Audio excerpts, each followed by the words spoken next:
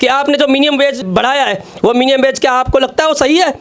आज मजदूरों के पास आप बताइए, आपके सरकारी जितने भी हैं, आप एक चपरासी भी होगा 40,000 रुपया 50,000 रुपया तनख्वाह लेता है, लेकिन मजदूरों को 300 रुपये में पेट भर जाएगा।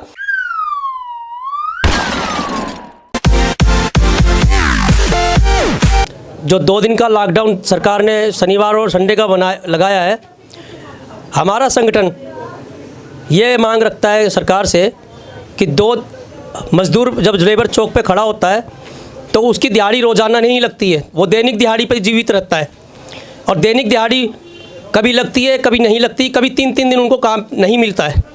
उस पर आप 2 दिन का लॉकडाउन जो लगा रहे हो, हमारी मांग, पिछली बार भी आपने 2 हफ्ते के लिए काम रोक दिया प्रदूषण के कारण। हमारी डिमांड बस इतनी है कि आप जो न्यूनतम वेतन घोषित करते हो, सरकार जो करती है न्यूनतम वेतन घोषित, उस न्यूनतम वेतन घोषित के तहत इन तमाम मजदूरों को कम से कम आप 2 दिन का जो आप लॉकडाउन लगा रहे हो उस पर उनको दिहाड़ी उनके अकाउंट में डाली जाए जो पंजीकृत मजदूर हैं।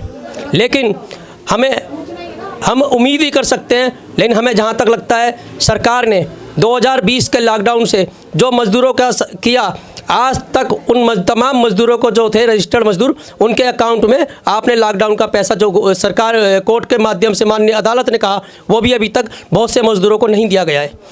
उसके बाद आपने अप्रैल में 2021 के अंदर ही एक लॉकडाउन और लगाया था, वो पैसा भी अभी तमाम मजदूरों को नहीं मिल पाया है। इसी बीच अभी आप देख रहे हैं कि निगम पार्षदों के चुनाव आने वाले नज़दीक में, और निगम पार्षद के चुनाव में ही इन्होंने राजनीति करनी शुरू कर दी है। आप देखेंगे 2020 के अंदर 39,000 मजदूर को आपने लॉकडाउन के दौरान पैसा दिया, लेकिन आज 2022 का जनवरी का हेड आ रहा है, इसके अंदर 11 लाख मजदूर का अभी तक एप्लीकेशन हो चुका है, जिसमें 10.9 के करीब लाख मजदूर पंजीकृत हुआ है। आप देखिए, अगर सरकार की मंशा मजदूरों के प्रति इतनी अच्छी होती तो आपके बच्चों की छात्रवृत्ति का पैसा 2017 से लेकर अभी तक का जो रुका हुआ था, वो छात्रवृत्ति का पैसा मजदूरों को नहीं दिया गया है। अगर पंजीकृत मजदूरों की इतनी चिंता होती सरकार को, तो उनके जो डेथ क्लेम है, जो मजदूर की मृत्यु हो गई है, अभी तक उन क्लेमों को भी फंसा के रखा हुआ है इन्होंने। अगर मजदूरों की इतनी चिंता सरकार को होती तो उनके जो बच्चा हुआ है, एक गरीब महिला, एक मजदूर महिला, उसको अगर बच्चा होता है तो उसको आयरन की भी ज़रूरत होती है, पौष्टिक आहार की भी ज़रूरत होती है। और इस मातृत्व लाभ के अंदर के तहत आप 30,000 रुपया देते हो बच्चा होने का, लेकिन वो 30,000 रुपया भी ऐसी फाइलें, अनेकों फाइलें पड़ी हुई हैं आपके विभाग के अंदर, लेकिन आपने अभी तक उन फाइलों के ऊपर धूल मिट्टी जम रही है, उन फाइलों को भी आपने अभी तक नहीं निपटाया है, और ना उनको 30,000 रुपया उन बच्चों को, उन महिला मजदूर को मिल पाया है। आप देखते हैं कि जो मजदूर साधारण मृत्यु से अगर उसकी मृत्यु होती है, आपके 2002 रूल के अंदर लिखा है, आपके 1996 एक्ट के अंदर लिखा है कि उन कानून के तहत है, और उस कानून के तहत उनको 1,10,000 रुपया उस मजदूर को देना चाहिए सरकार को। क्लेम बहुत पड़े हैं, आके देखिए माननीय श्रम मंत्री मनीष सिसोदिया जी, बहुत क्लेम पड़े हैं, लेकिन अभी तक आप खाली हवा में बोल देते हो कि 72 घंटे में 74 घंटे में इन क्लेमों का निपटारा करेंगे। आप 72-74 घंटा छोड़िए, आपको आज 6 साल हो गए, 6 साल में बहुत क्लेम ऐसे पड़े हैं जिनको नहीं मिल रहा है। दूसरी बात आपसे हम ये कहेंगे, पंजीकृत कीजिए, क्योंकि निगम पार्षदों का चुनाव आ रहा है, ये चिंता आपको सता रही है, और आप पंजीकृत कीजिए, मजदूरों को नवीनीकरण भी कीजिए। 11 लाख की जगह आप 30 लाख लाइए, लेकिन ऐसे पंजीकृत करने का क्या लाभ होगा जब उन मजदूरों को लाभ ही नहीं मिल पाए?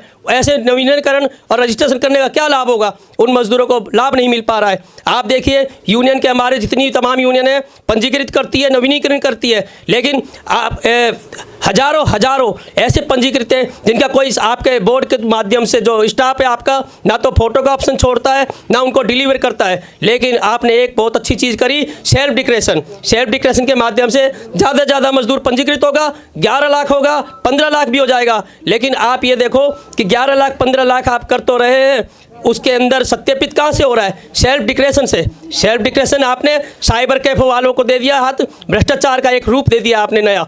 उस भ्रष्टाचार के रूप में जो साइबर कैफ वाले करते हैं, इन गरीब लोगों से जो 300 रुपया दिहाड़ी कमाते हैं, उनसे 1,000 2,000 2,000 रुपया लेकर के उनका रजिस्ट्रेशन का एप्लीकेशन करते हैं, और आपके बोर्ड के माध्यम से, कुछ स्टाफ के माध्यम से मिलकर के 2 दिन में 3 दिन में एक एक घंटे में, एक एक दिन के अंदर उनका लेबर कार्ड डिलीवर तक करा देते हैं। ये बड़ी शर्मनाक बात है कि आप भ्रष्टाचार को रोकने के लिए सरकार बनाई थी आपने, लेकिन भ्रष्टाचार नहीं रुका। आप लोकपाल बिल की बात कर रहे थे उस समय कि लोकपाल बिल लाएंगे, लेकिन लोकपाल बिल तो क्या लाएंगे आपने भ्रष्टाचार का सेल्फ डिक्लेरेशन से हो गया है। जबकि सेल्फ डिक्लेरेशन ना 2002 रूल में है, ना किसी एक्ट में है। आप ना तो बोर्ड की कोई सलाहकार समिति की मीटिंग कराते हो। सलाहकार समिति के सदस्य ने पिछले 3 साल 2 साल पहले भी चिट्ठियाँ लिख के आपको डाली कि आप सलाहकार समिति की एक मीटिंग कीजिए, जो कानून के अंदर है कि 3 साल में एक सलाहकार समिति की बोर्ड की मीटिंग होनी चाहिए। लेकिन आपने वो मीटिंग भी नहीं कराएंगे। आप तमाम यूनियनों के साथ मीटिंग भी नहीं करेंगे कि कुछ यूनियनों के नेता, कुछ मजदूरों के प्रतिनिधि, कुछ मजदूरों के नेता आपको आके कोई सुझाव दे। आप सुझाव भी लेना नहीं चाहेंगे, लेकिन आपने मजदूरों के साथ खिलवाड़ करने के लिए ये सेल्फ डिक्लेरेशन कराया है, जिसके लिए हमारी और भी 2-4 यूनियनें कही हैं, साथियों ने आपको पत्र भी लिखा कि सेल्फ डिक्लेरेशन बंद होना चाहिए। साइबर के वालों की धांधली रुकनी चाहिए। आपके बोर्ड के माध्यम से जो भ्रष्टाचार है वो रुकना चाहिए, लेकिन आप वो नहीं रोकना चाहते हैं। क्यों? अगर आप वो रोक देंगे तो आपको ये बोर्ड का राजनीति कहाँ से करने को मिलेगी। तो माननीय मनीष सिसोदिया जी, मैं आपसे यही आग्रह करूँगा, हमारा संगठन, हमारी यूनियन आपसे यही आग्रह करेगी, कम से कम इस चीज़ पर आप नज़र रखें और मजदूरों के ज़्यादा से ज़्यादा हित और लाभ फायदा पहुँचाने के लिए काम करें। कि आपने जो मिनिमम वेज बढ़ाया है, वो मिनिमम वेज क्या आपको लगता है वो सही है? आज मजदूरों के पास आप बताइए, आपके सरकारी जितने भी हैं, आप एक चपरासी भी होगा 40,000 रुपया 50,000 रुपया तनख्वाह लेता है, लेकिन मजदूरों को 300 रुपये में पेट भर जाएगा?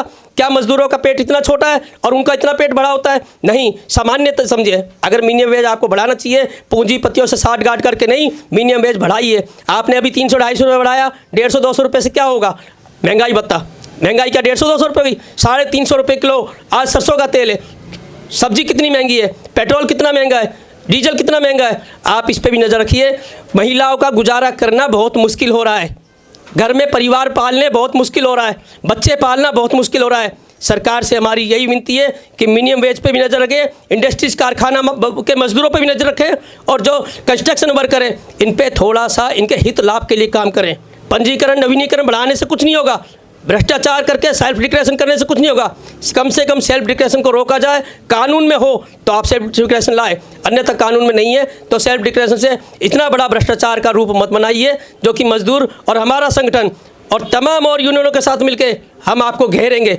हम धरना प्रदर्शन की तैयारी करेंगे। कोरोना लॉकडाउन की आड़ में आप जो करें कर ले, लेकिन इतना मत कीजिए कि सबर का फान टूट जाए और हम आंदोलन करने के लिए एकत्रित होकर अपनी आवाज़ को बुलंद करें।